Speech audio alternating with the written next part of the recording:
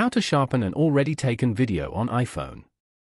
To get started, first of all, open up the Photos application on your phone. Over here, select the video you want to sharpen from the library.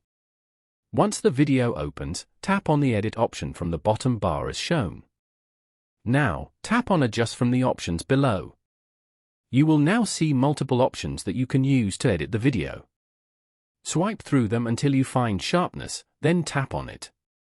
Selecting the Sharpness icon will allow you to adjust the sharpness level by dragging the slider to the left and right. You can set it to up to 100 for maximum sharpness.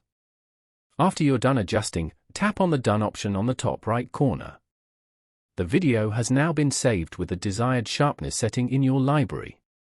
Following these steps, you can easily sharpen an already taken video on your phone. Thank you for watching. Please leave a like if this tutorial helped you, or leave a comment below if you have any questions related to the video.